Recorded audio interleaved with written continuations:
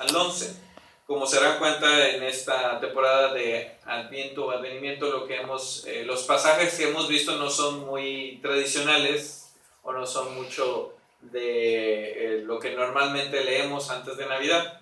Tiene todo un propósito el que estemos leyendo esto, pero vamos a leer ahora lo que menciona este pasaje en el Evangelio de Mateo. Dice así el versículo 2. Al oír Juan en la cárcel los hechos de Cristo, le envió 2 de sus discípulos para preguntarle: ¿eres tú aquel que había de venir o esperaremos a otro? Respondiendo Jesús les dijo: id y haced saber a Juan las cosas que oís y veis. Los ciegos ven, los cojos andan, los leprosos son limpiados, los sordos oyen, los muertos son resucitados y a los pobres es anunciado el Evangelio. Bienaventurado es el que no halle tropiezo en mí.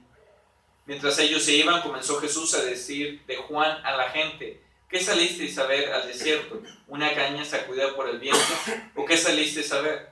¿A un hombre cubierto de vestiduras delicadas?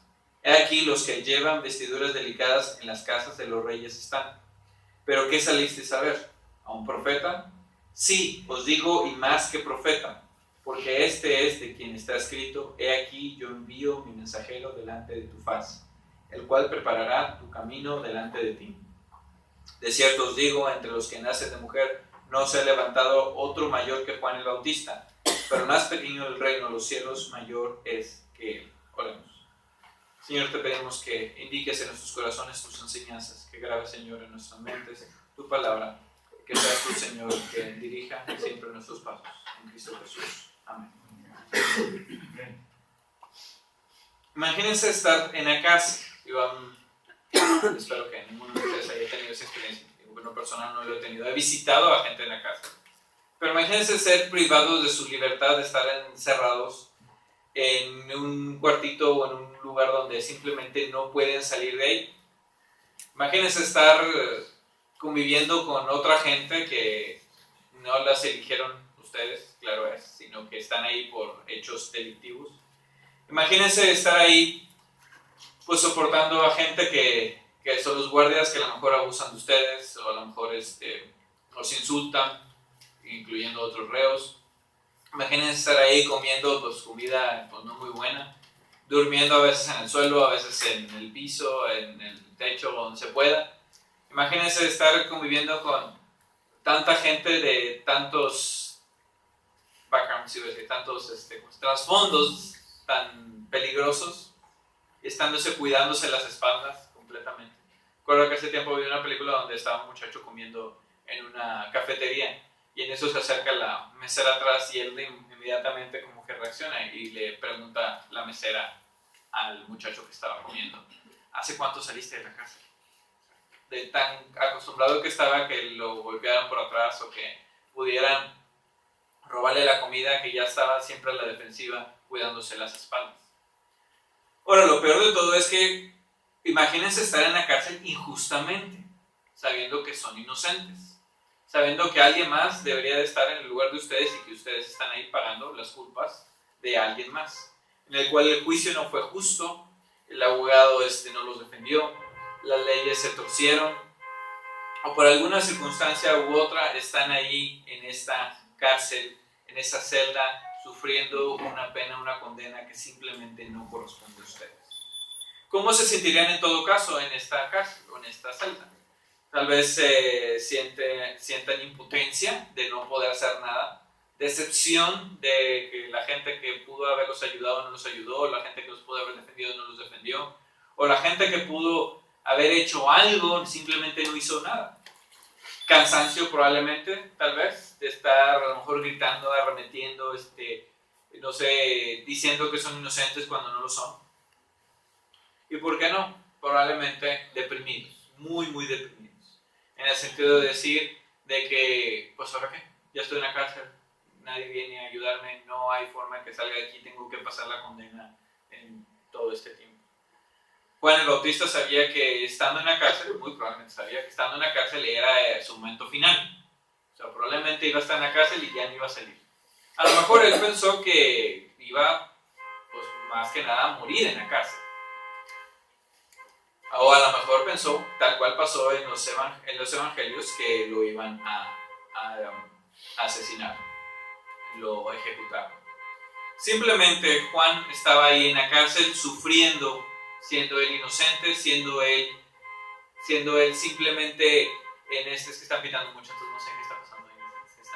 Siendo él que estaba en la cárcel y estaban pitando afuera de la cárcel y estaban ahí buscándolo y nunca salían, a lo mejor por eso sí, tenía que mover su coche y nunca pudo salir. Hay alarmas que a veces así son. O sea, alarma. Sí. Pobrecito Juan, en todo caso, Juan el Bautista, siendo que él predicaba el Evangelio, siendo que él hablaba de Dios, siendo que él ayudaba a los demás, en todo caso los llevaba hacia un arrepentimiento, estaba ahí simplemente sufriendo de esta condena que no era de él, de este quebranto que no era de él y que de esta falta de justicia que a él simplemente experimentó.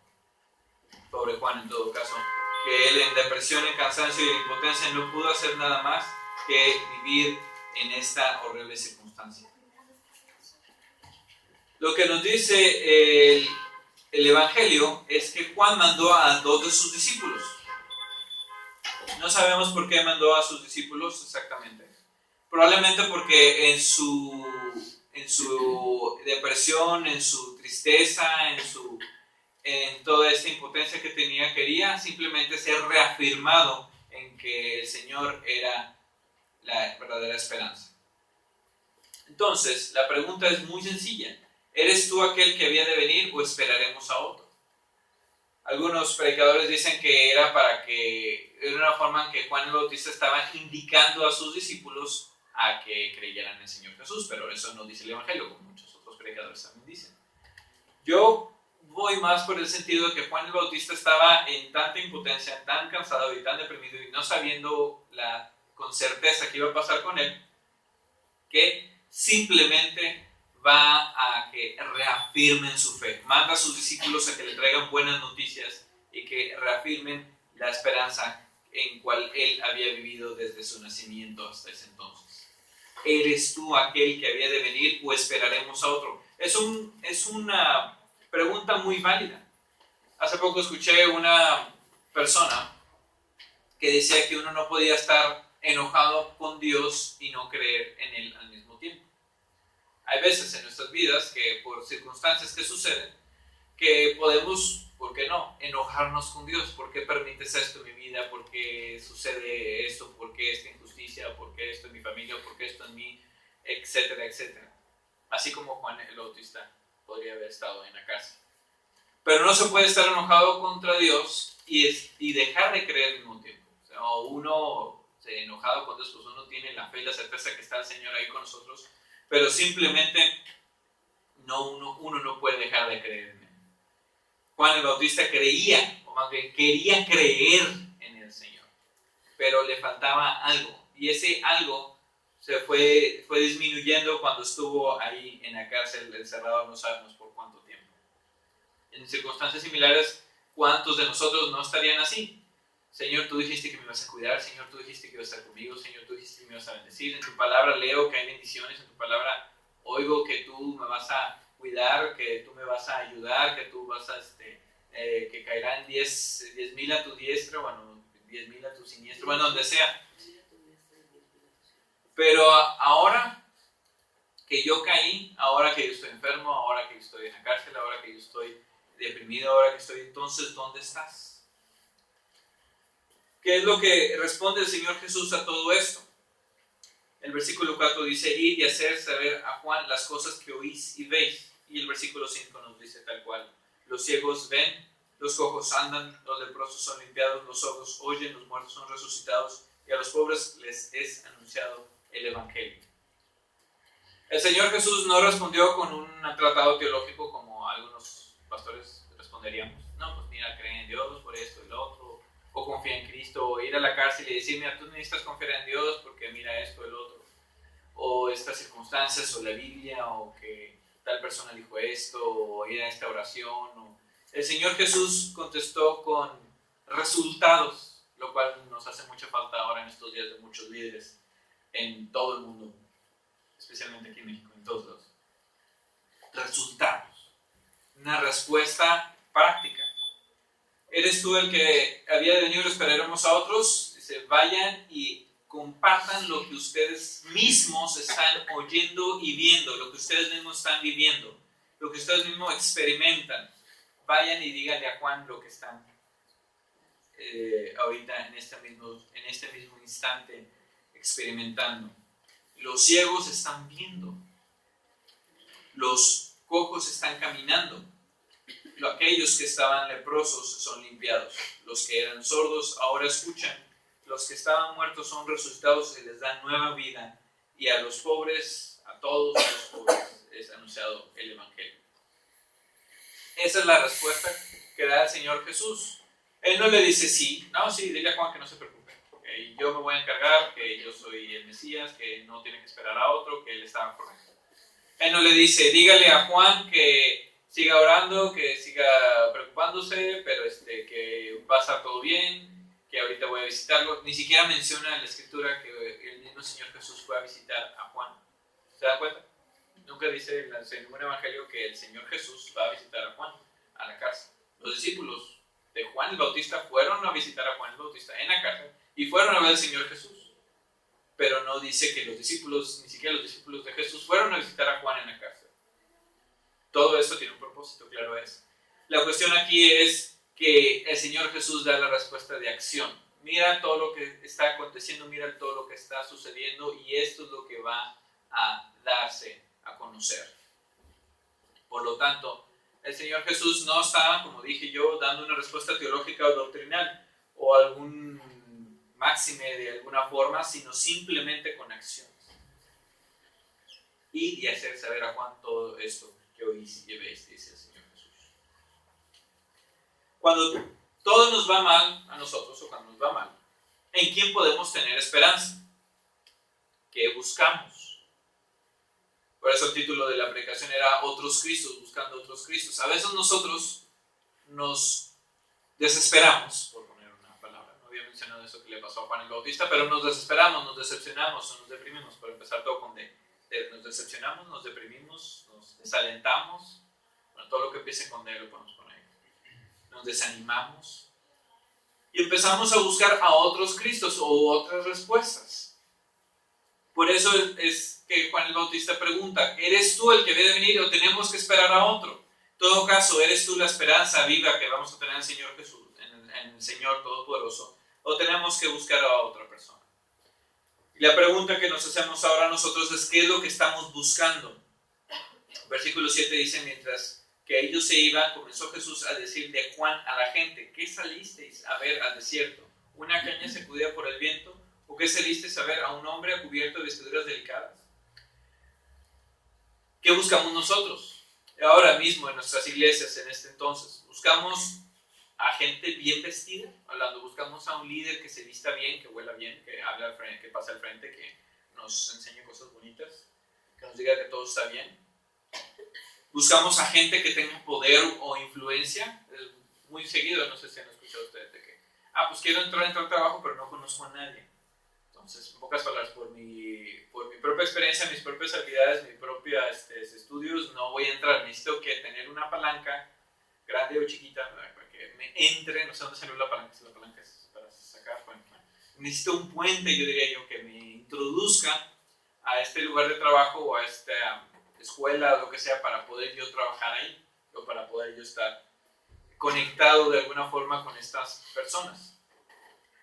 ¿Qué es lo que estamos buscando nosotros? A alguien con influencia, alguien con poder económico, alguien que nos inspire, no sé, a ser mejores o a que nosotros creamos que somos mejores. ¿Qué es lo que estamos buscando? El Señor Jesús es lo que pregunta.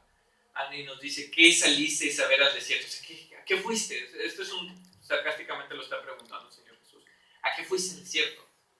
O sea, ¿a qué venimos nosotros a la iglesia? Nosotros a la iglesia no venimos, en todo caso, a vender cosas, o a decir que somos muy buenos, o a presumir, o no sé, a pedir favores, o a modelar, no sé, alguna otra cosa. O sea, ¿qué venimos a la iglesia? A la iglesia uno viene a adorar a Dios y a escuchar su palabra.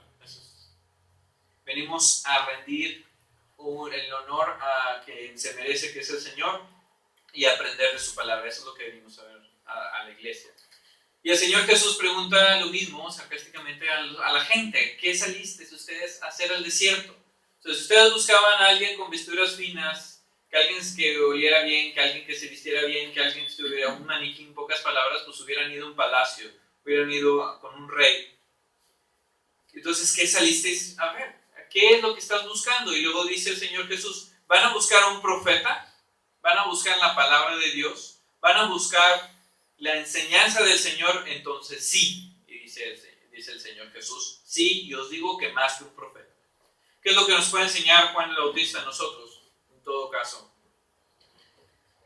que en un mundo donde día con día hay asesinatos, donde día con día escuchamos que inseguridad y que asaltos y que robos y que secuestros y que guerras y que enfermedades y que tsunamis y que terremotos y que tormentas y que políticos que ganaron que no debían de haber ganado y etcétera, etcétera, que las colchas que se desaparecieron y que quién sabe dónde estarán. O sea, ¿qué es lo que vivimos en este mundo que día con día parece que va más de mal en peor? En este mundo donde las cosas van mal de peor, más mal que peor, más peor, van empeorando. Nosotros debemos de buscar la voz de Dios. En aquel entonces, cuando no existía la escritura, no había un libro así tan bonito como el que tenemos ahorita en sus teléfonos o en impresos. La gente iba a escuchar la voz de Dios a través de los profetas. Y Juan el Bautista fue el último profeta. Y que el Señor Jesús le recuerda a la gente: ¿qué saliste ustedes al desierto? No vienen a buscar algo material, no vienen a buscar algo económico, no vienen a buscar ustedes poder de influencia, sino vienen en todo caso a buscar a Dios. ¿Qué nosotros venimos a hacer a la iglesia? ¿Venimos nosotros por buscar influencia, buscar poder, buscar algo material? ¿O venimos en todo caso a escuchar la voz de Dios? Ahora, no les digo yo que soy profeta, porque así empiezan muchas sectas. Si yo soy el último profeta, ahora sí les voy a decir qué tienen que hacer. Primero que nada, tienen que darme todo su dinero. Así empieza. Y luego me dan sus vidas y luego ya vemos qué pasa. Bueno, así son las sectas. No es que hagamos así. O sea, yo no considero profeta, sino simplemente que la voz de Dios, todo el mundo tenemos acceso a ella a través de la escritura y a través de que nosotros mismos, todos nosotros, podamos escuchar de Dios, podamos aprender de Dios, podamos orar a Dios, y no necesitamos un intermediario que nos diga qué hacer o qué no hacer. Yo constantemente les invito a que consideremos las escrituras, que nos enseñen, Señor, y que aprendamos de Él juntos. Eso es lo que debemos hacer nosotros. Y la invitación del Señor Jesús sigue siendo vigente. Y la invitación del profeta Juan el Bautista sigue siendo vigente. Dice así el versículo 10: he aquí yo envío mi mensajero delante de tu faz, dice así, el cual preparará tu camino delante de ti. Juan el Bautista iba a preparar ese camino en el pueblo para que el Señor Jesús viniera ya, un pueblo receptivo, sensible a la voz del Señor. Y nosotros, la pregunta es: ¿cuántos de nosotros podemos ser como Juan el Bautista en nuestras vidas, preparando el camino del Señor hacia los demás? ¿Cuántos de nosotros podemos sensibilizar los corazones de quienes están a nuestro alrededor? ¿Cuántos de nosotros podemos hacer algo por alguien y ayudar a que la Navidad realmente nazca en los corazones de mucha gente que está en este mundo? Saben que de las personas que están vivas en este momento va a haber muchas que no lleguen a esta Navidad. O sea, mucha gente que muera, sea por frío, por hambre, por guerra, por cualquier otra circunstancia. ¿Cuántas de estas personas nosotros podremos tan siquiera compartir algo del amor de Dios? Tan siquiera decir que Cristo vive y que Cristo ha muerto por nuestros pecados y que tenemos la esperanza de la resurrección con Él en el futuro. ¿Cuántos de nosotros podemos compartir tan siquiera un pequeñísimo favor, una pequeñísima bendición, que para nosotros puede ser algo mejor insignificante, pero para alguien más puede ser algo que cambie totalmente su vida? El versículo 6, regresando un poquito, dice: bienaventurado es el que no haya tropiezo en mí, dice el Señor Jesús. Nos invita el Señor Jesús a que nosotros reflexionemos en lo que ha hecho por nosotros y lo que sigue haciendo. ¿Cuántos de nosotros no hemos sido bendecidos en este año, en esta vida? ¿Cuántos de nosotros no tenemos cosas que no merecemos? ¿Cuántos de nosotros tenemos salud o familia o cosas que realmente pensamos que no tenemos y lo damos por hecho, pero realmente hay mucha gente que no tiene nada, ni una décima parte de lo que nosotros disfrutamos día con día? ¿Cuántos de nosotros podemos tan siquiera hacer algo por ayudar a esa persona o personas, a ese grupo de gente que está en algún lugar necesitando del Señor?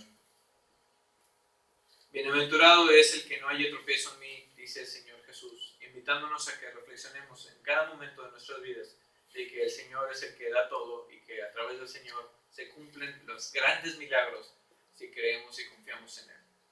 Recordamos que la Navidad no nada más es un hecho que podamos decir, es algo que sucede, qué bueno, la Navidad, Cristo Jesús nació, sí, qué bueno, sino que es un milagro el que sucedió, el milagro más grandioso de todo el mundo, que es que Dios, siendo Dios, como lo cantábamos hace poquito, se hizo ser humano como nosotros, habitó con nosotros, sufrió con nosotros, murió por nosotros y vive por nosotros. Si nosotros confiamos en ese milagro de la Navidad, que el milagro de la Navidad es que se aparezcan regalos así de repente, o que el pinito se encienda cuando no había luz, o no sé, que otra cosa. El milagro de la Navidad es cuando nosotros hacemos que los demás vivan el amor de Dios, cuando nosotros confiamos en el amor de Dios, y cuando nosotros vivimos el amor de Dios, y hacemos que los demás vivan la misma gracia y el mismo amor que solamente el Señor Jesús vino.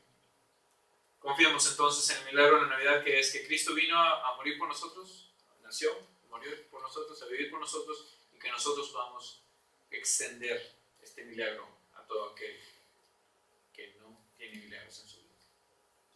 Oremos.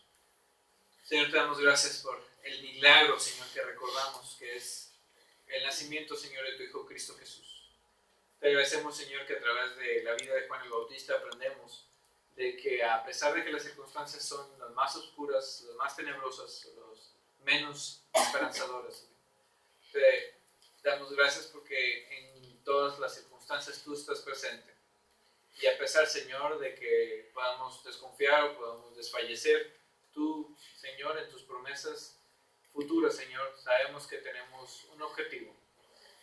Tenemos ese amor, Señor, que solamente de ti viene y que nada ni nadie nos puede arrebatar de tu mano. Te pedimos, Padre Celestial, que aprendamos y que seamos nosotros los Juanes el Bautista, Señor, en nuestra vida, para que nosotros podamos compartir, Señor, de tu amor, que podamos allanar, Señor, el camino, para que tu Hijo Cristo venga, Señor, y entre a los corazones, Señor, a los hogares, Señor, de la gente que lo necesita. Todos necesitamos de ti, Señor. Ayúdanos, Señor, a compartir de este gran amor a todos aquellos que lo hacen. Te pedimos, Señor, todo esto en nombre bendito de nuestro Señor y Salvador, Cristo Jesús. Amén.